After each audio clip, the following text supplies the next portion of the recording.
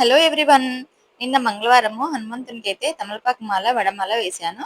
మంగళవారం రోజు శ్రావణ మాసము, నిన్న ఏకాదశి మంచి కలిసొచ్చాయి.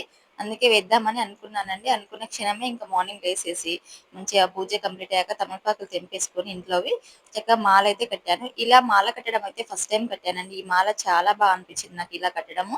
తర్వాత వడమాల, తమలపాకు మాల అన్నీ రెడీ అయ్యాక పిల్లలైతే టెంపుల్‌కెళ్ళి ఇంకా హనుమంతునికి పూజ చేసి చక్కగా వడమాల, తమలపాకు మాల వేసొచ్చారండి. అప్పుడప్పుడు నేను కొండగట్టు ఆంజనేయ స్వామికైతే తమలపాకులో పూజ అక్కడ చేపిస్తూ ఉంటాను.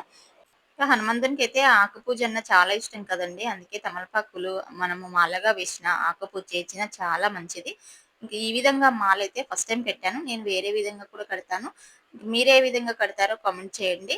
ఇలా స్వామివారికి తమలపాకు మాల, వడమాల వేయడం నాకైతే మంచిగా అనిపిస్తుందండి. ఇంట్లో అమ్మకి హెల్త్ బాలేదనేసి ఈసారైతే వేశానండి. ఇంకా అప్పుడప్పుడు ఇలా నేను వేస్తూ ఉంటాను. ఇంకా మీకెలా అనిపించింది? నచ్చితే లైక్ చేయండి, సబ్స్క్రైబ్ చేసుకోండి.